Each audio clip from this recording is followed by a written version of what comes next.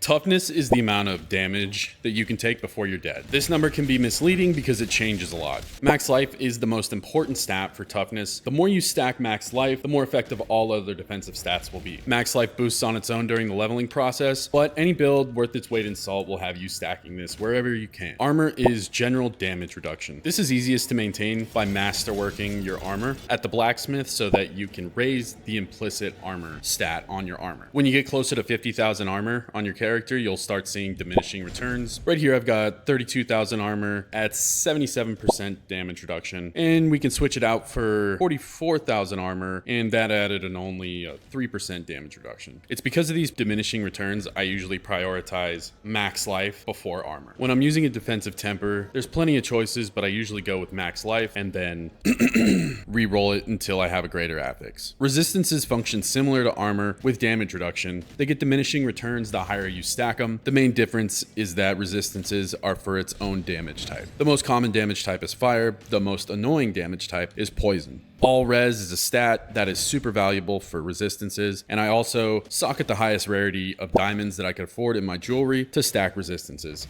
Also, I prioritize getting ancestral jewelry for the higher all res implicit stat. Barrier synergizes with your max life. I think this is one of the easiest quick fixes to toughness. One of the caveats is that it usually has a time limit. Here on temerity, you can see that it lasts for 8 seconds, but it's up to 88 or 100% on a max roll of my max life. The K rune for the druid's Earthen Bulwark is a good source of barrier, but without a doubt, the best source of barrier in the game is temerity. This means when you heal, you get barrier for max life. This means when you heal at max life, you're stacking more hit points on yourself as barrier. When you combine it with the utility aspect, undying, and life on hit, you can almost double the toughness for your build. Damage reduction is huge, especially for classes like Paladin, where it can roll on a shield. Or if you're running a two-hander, the aspect of Heavenly Strength gives you a 40% damage reduction. That's colossal. If you're running a two-hander, I would definitely recommend this legendary aspect. Fortify is a bit trickier. I'll just say that it helps with toughness and it works best when it's full. As far as block chance goes, on a class like Paladin, you want this fully capped because it can help a lot with damage variance that you receive. If you made it this far, thanks so much for watching. If you like this video, press that like button. If you like me, subscribe.